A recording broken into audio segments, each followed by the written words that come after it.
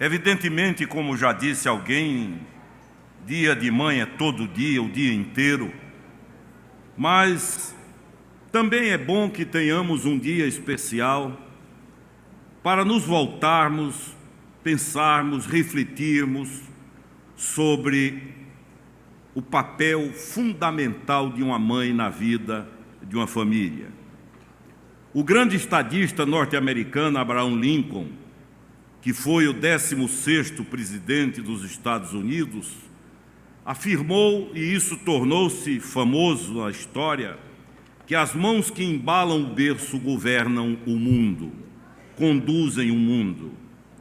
Mesmo tendo perdido sua mãe muito cedo, ainda criança, Lincoln disse que tudo que ele foi ou viesse a ser na vida, ele devia a influência da sua mãe. John Maxwell, um dos expoentes de liderança cristã na atualidade, ele afirma que liderança é, sobretudo, influência.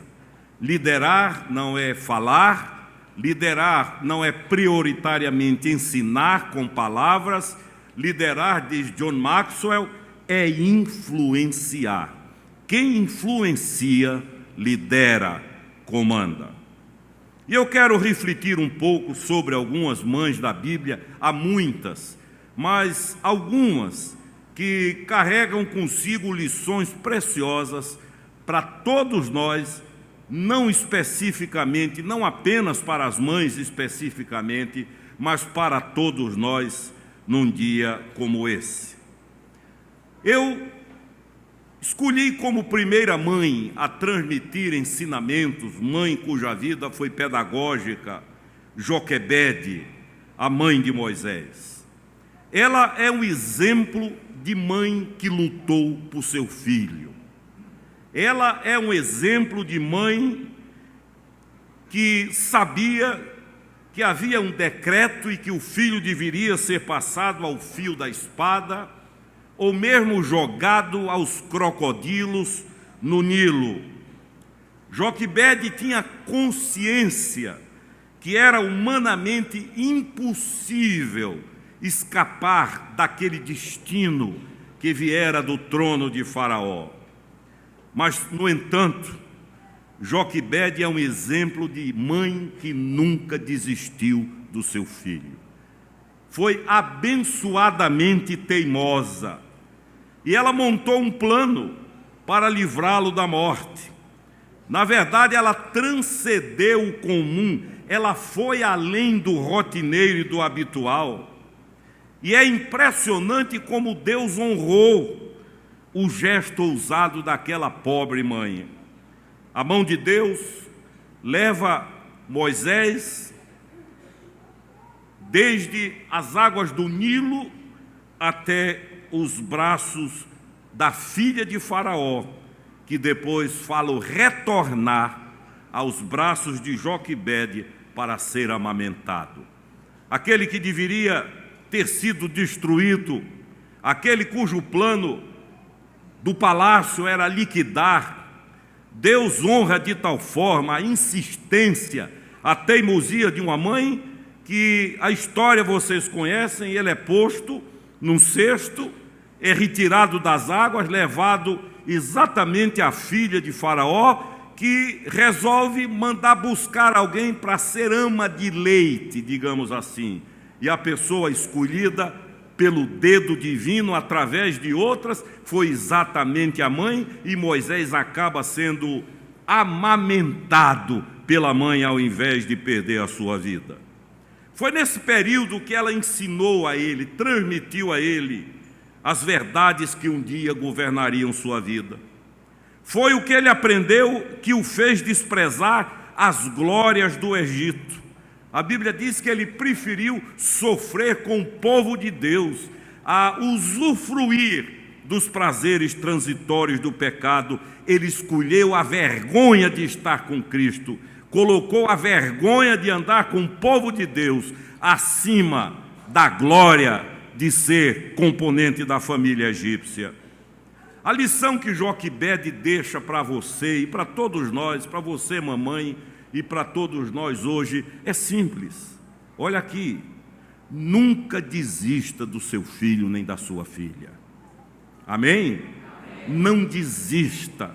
Quando todos disserem não tem jeito, quando todos disserem não muda, quando todos disserem é o fim, lembre da história de Joquebede e não desista.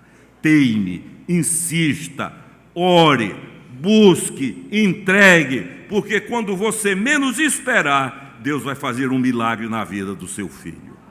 Eu conheci uma família que há mais ou menos 30, 40 anos foi uma família muito influente no Brasil, dona de um império de comunicações, e um filho começou a desvirtuar-se, afastando-se de um caminho de sensatez, e trouxe tanta vergonha à família que tiveram que mandá-lo para outro local, para longe da cidade do Rio de Janeiro. Sugeriram até que tirassem o nome da família do nome dele. Foi dado como um caso perdido, irrecuperável. Todos desistiram dele, todos disseram que não havia retorno, não havia jeito, não havia saída, que era um fato consumado, que o melhor era absorver a derrota e entender que aquilo foi uma exceção naquela família conhecida no Brasil inteiro, e ele foi deixado em Curitiba, no Paraná, para ali viver o resto dos seus dias e morrer na opção de vida que havia escolhido. Um jovem recém-saído do Instituto Bíblico Palavra da Vida, por projeto de Deus, cruzou um dia com esse rapaz, e esse moço entregou a vida a Jesus. Não apenas foi restaurado, transformado, liberto, como voltou para a cidade onde os pais moravam, Rio de Janeiro, tornou-se um líder, assumiu depois a liderança das grandes empresas da família e tornou-se um vitorioso cristão, liberto pelo poder de Deus. Portanto, mãe, não desista. Amém? Não desista do seu filho.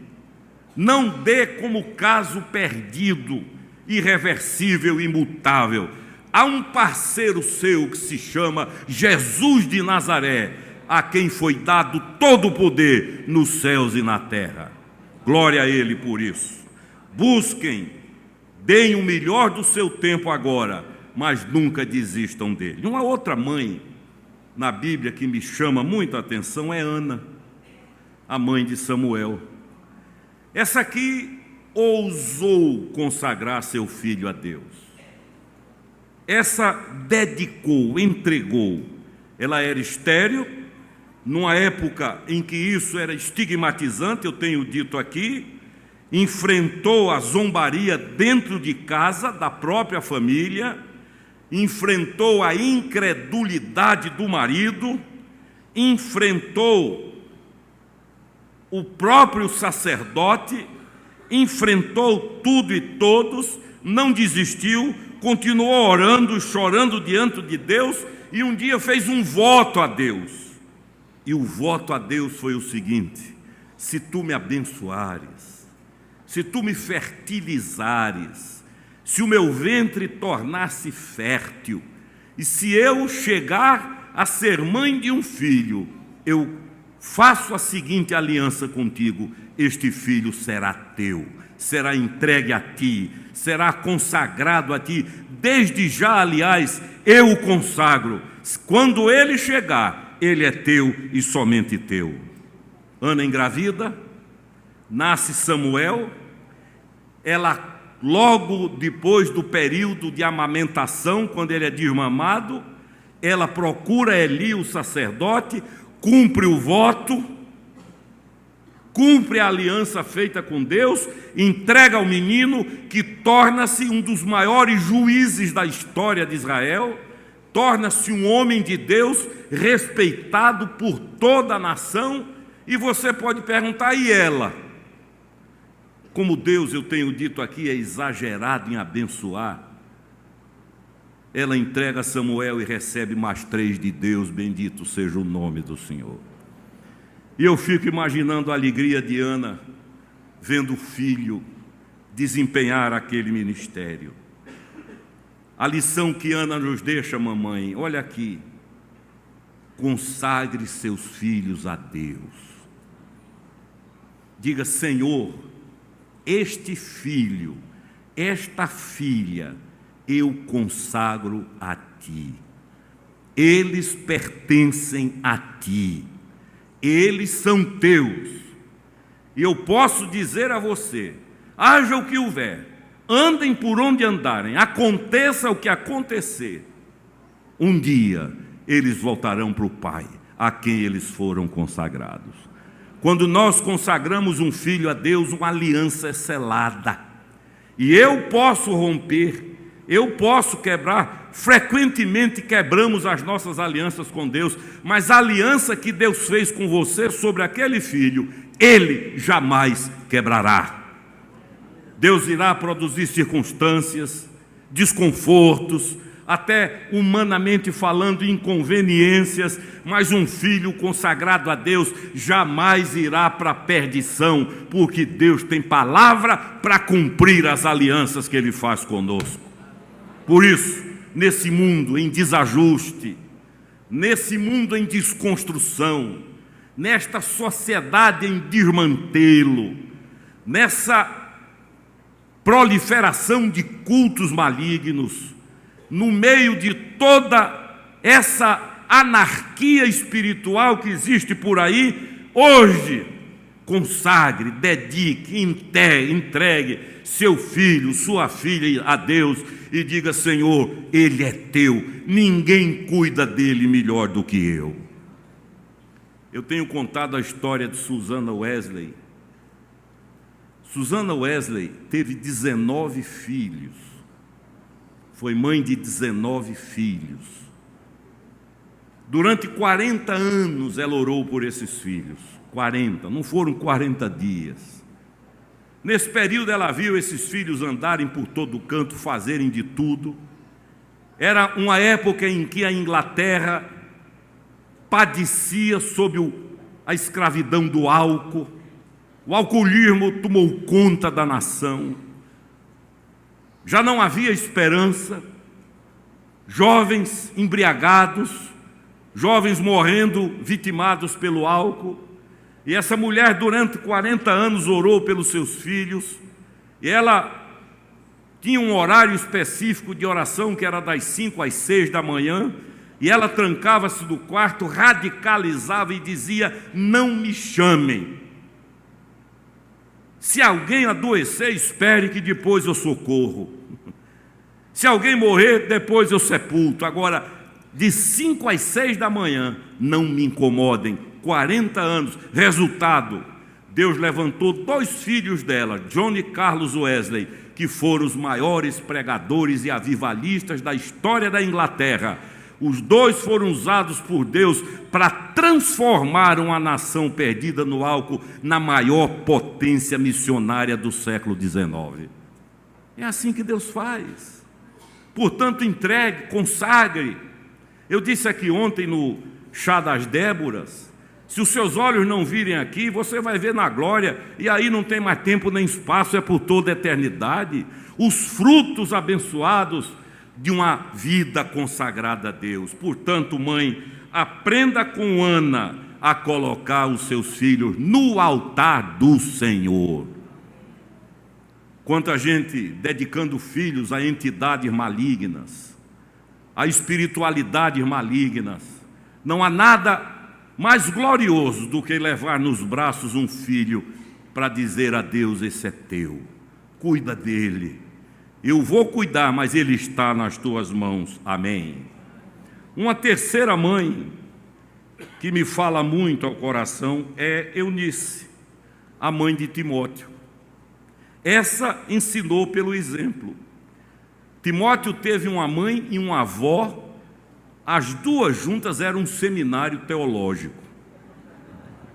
Ensinaram tudo a ele. O apóstolo Paulo diz que ele cresceu bebendo o leite da piedade, isso é, da obediência e da comunhão com Deus. Elas transmitiram a ele as verdades que viviam no lar.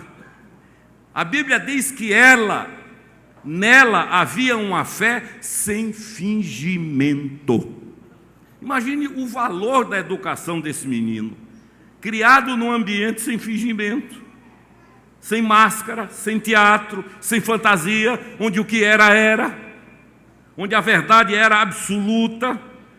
Ela transmite ao filho essa verdade que o apóstolo Paulo elogia já na primeira carta escrita a ele, porque ele tornou-se discípulo de Paulo, sobre esta fé pura, autêntica, real, verdadeira, que não era de performance, de show, de desempenho, de coreografia, mas era a fé medular, criado por uma mãe que não fingia.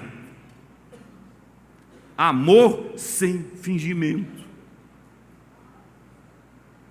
Não era aquele amor que diz a uma pessoa, eu te amo, mentindo. Se amanhã disser a pessoa que você disse, eu te amo, está morrendo, doente, precisa de uma ajuda, você vai dizer, eu não lembro mais. Amor que se envolve, que penetra, que está na história, na dimensão da vida. Amor que não é feito de discurso, de palavreado, de verborragia. Amor que não é feito de cenas ou de cenários, de rostinho, de lábios, de olhares meigos e piedosos, mas que não transmite a verdade do coração. O amor que Timóteo aprendeu em casa foi amor sem fingimento. Isso ele carregou para o resto da vida. Diz a Bíblia que Eunice ensinou ao filho as sagradas escrituras desde o ventre. A palavra grega é brefos ou brefós, está por aí o reverendo Reginaldo, eu soube, que é professor de grego do nosso seminário, me perdoe se eu estou assassinando a língua grega, mas significa desde o ventre. A ideia que a Bíblia transmite é que Eunice já falava com o menino, ele ainda no ventre, possivelmente dizendo trechos da palavra de Deus, possivelmente falando das escrituras sagradas, possivelmente ensinando no ventre. E você não pode esquecer de uma verdade, a Bíblia diz que João Batista foi cheio do Espírito Santo desde o ventre. Então ali há influências, ali as coisas também acontecem, e esse menino nos ensina a que tenhamos cuidado, mães que estão grávidas, que ainda carregam filhos no ventre, com o que falam, com o que dizem, com o que transmitem para os outros, porque de alguma forma há essa percepção, como houve no caso de João e no caso de Timóteo, que já era ensinado desde o ventre. A primeira classe de escola dominical dele foi a barriga da mãe. E o resultado? Tornou-se um dos maiores pastores da igreja em toda a história da igreja. Deu continuidade ao ministério do grande apóstolo Paulo. Portanto, não desista como Joquebede. Está a ponto de desistir, de entregar, de dizer não tem jeito, é o destino. Não desista. Segundo, consagre seu filho a Deus como Ana. Diga para quem quiser ouvir até o inferno: este filho é de Deus, e deixe com Deus. Em terceiro, pela verdade do exemplo, faça o que Eunice fez, ensine, transmita, comunique as sagradas escrituras. E em quarto lugar, tem uma mãe anônima, que é essa do texto que foi lido, eu já preguei sobre ela aqui. Essa mulher, eu quero conhecê-la no céu. Porque essa mulher nos ensina uma coisa: a santa teimosia. Interessante é que a gente aprende e vê na Bíblia que Deus é todo-poderoso, o El Shaddai, não há nada que Ele não possa, mas essa mulher, entre aspas, fez Deus se curvar. Esta mulher que eu vou conhecer, ela foi tão contundente, que de certa forma ela quebra um projeto. Ela é uma mulher apaixonada, obstinada, que, entre aspas, vence um Deus todo-poderoso. Era uma mulher carente, humilhada, discriminada, estrangeira, pagã. Não tinha nada que o pedigree do judaísmo existia, mas ela dobra a Deus. E o que a gente percebe é um Deus alegremente vencido, invadido por uma mulherzinha obstinada. Deus não pôde esconder-se dela. Se você ler esse texto de Marcos, você vai ver que há uma espécie de brincadeira de esconde-esconde. A Bíblia diz que o Senhor queria ocultar-se, estava cansado, mas o verso 24 diz: no entanto, não pôde ocultar-se, nem ele se escondeu dela. Isso me lembra aquelas brincadeiras de esconde-esconde da infância. Polícia, ladrão. Naquele tempo todo mundo queria ser polícia.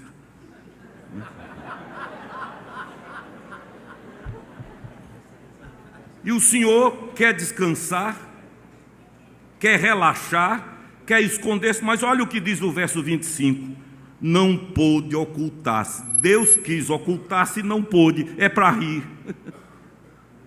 Em segundo lugar, Deus tinha um planejamento, e o planejamento de Deus foi alterado pelo planejamento dela. Jesus tinha um projeto, e o projeto, Jesus disse: eu vim para a casa de Israel. Esse era o projeto. Aí essa mulher reage e diz: eu sei, mas, aí vem o mais, eu sei, mas, e muda a agenda divina, altera o planejamento de Deus. Nessa hora muitos se chocam, não há problema, o fato é que ela reconhece, mas faz com que haja um aditivo nesse contrato de projeto, faz com que algo seja acrescentado. Ela não se conforma, a filha está possessa, ela não acredita em destino, em determinismo, em karma, ou seja lá o que for. O que ela acredita é o seguinte: a minha filha está possuída por um psiquismo maligno, por um demônio, mas esse profeta de Nazaré pode e vai libertá-la. Deus perde até no que eu chamei aqui num sermão, no concurso de repentes com ela. Eu gosto muito de repentista. Eu sou do tempo que a gente ficava numa roda contando história, causos. E eu lembrei, um dos grandes repentistas do Nordeste, talvez tido como o maior deles, foi Pinto de Monteiro. Outro dia um professor lá de Monteiro me mandou um livro e um CD com as histórias de Pinto. E um dia eles gostavam muito de feira, a feira pública era o ambiente dos repentistas. Pinto fez um repente tão extraordinário que alguém gritou do meio da multidão: Pinto, tu és Jesus Cristo. E Pinto emendou de lá e disse: entre Pinto e Jesus Cristo muita diferença tem. Pinto nasceu em Monteiro, Cristo nasceu em Belém. Cristo salva o mundo inteiro e Pinto não salva ninguém. Um repente extraordinário.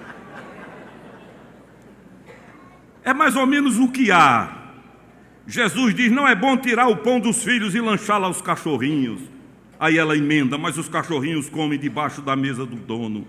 Aí a coisa vai até que o Senhor desiste e diz: ó mulher, grande é a tua fé. Não há Deus que aguente. Não há Deus que resista. Eu já disse aqui que a minha imagem dessa mulher é tipo umas paraibanas que eu conheci, pequenininhas, do olhar firme, bota a mão na cintura, olha para cima, e quem quiser que encare. Quem quiser que encare. Para mim ela era desse tipo. Alguém me mandou uma mensagem um dia desses, que dizia assim: quando a esposa diz, em casa a gente conversa,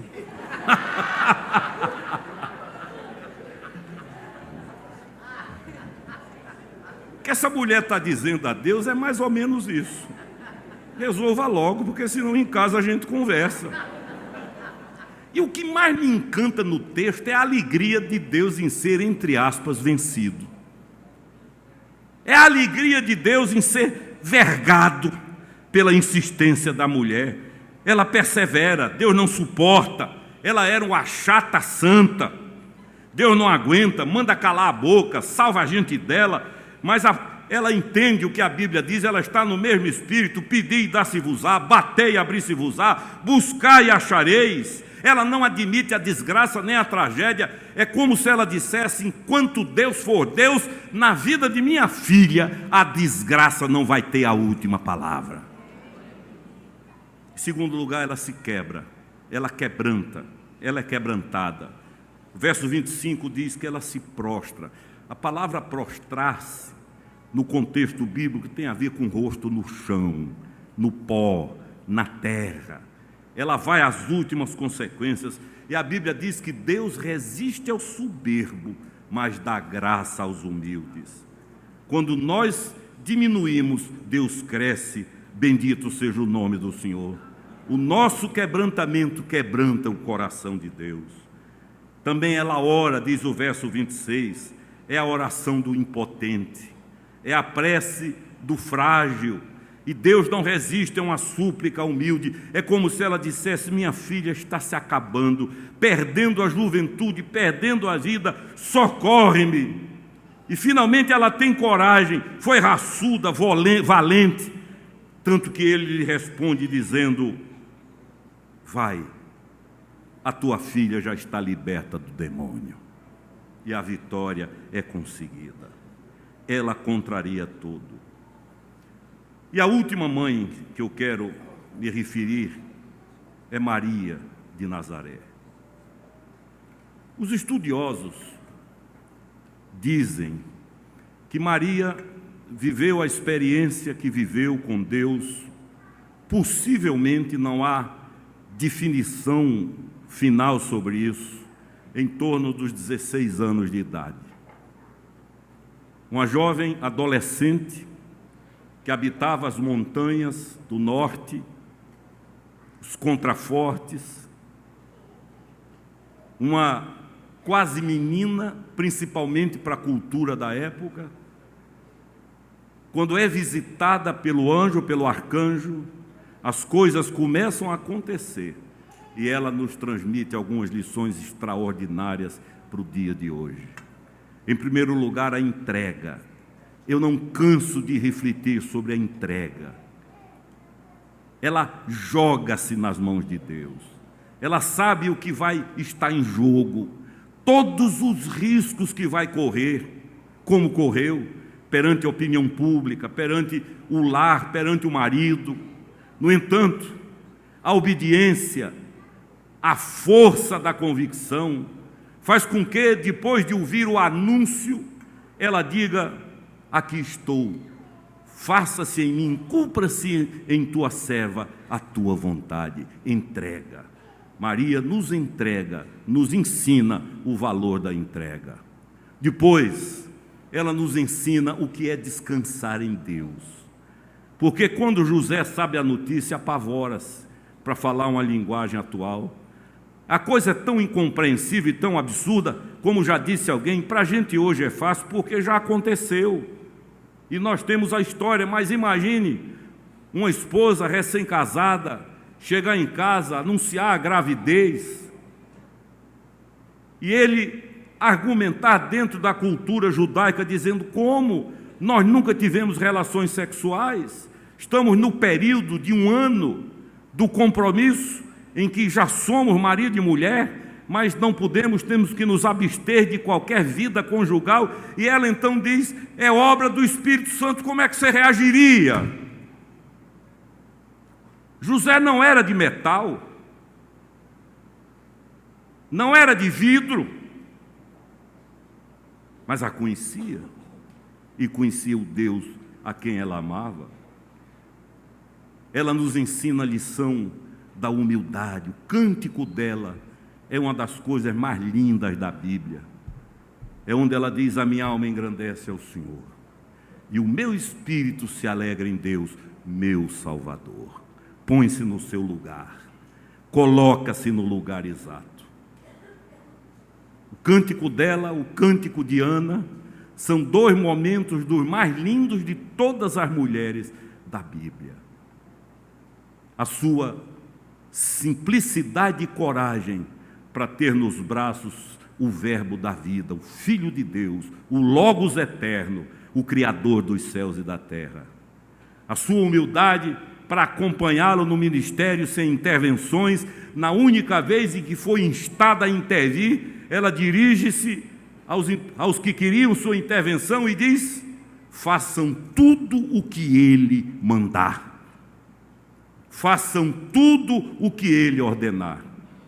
Coragem para ir a Getsêmani, coragem para ir ao pé da cruz. Era uma das poucas que estavam ao pé da cruz. Coragem para ir ao túmulo, coragem para vê-lo subir aos céus. É a lição que ela nos ensina. Por isso, queridos, queridas mães, fique com vocês hoje essas lições. Perseverem, não desistam. Orem, consagrem os filhos, quebrantem-se diante de Deus, sejam corajosas e ousadas. Olha aqui para mim, você não teve filhos para o diabo, você teve filhos para Deus. Você não gerou filhos para o inferno, você gerou filhos para uma eternidade com o Senhor. Por isso, firme a sua aliança com Deus, caminhe na vida e tenha certeza que um filho a Ele entregue jamais será habitante do inferno ou estará nas garras do inimigo. Haja que houver, de alguma forma, de algum modo, um dia ele volta para casa, para os braços do Pai, para os seus braços, e você vai desmanchar-se em gratidão por ver a bênção derramada sobre ele. Que assim seja, que Deus abençoe. E para você, mamãe, um feliz Dia das Mães. Amém.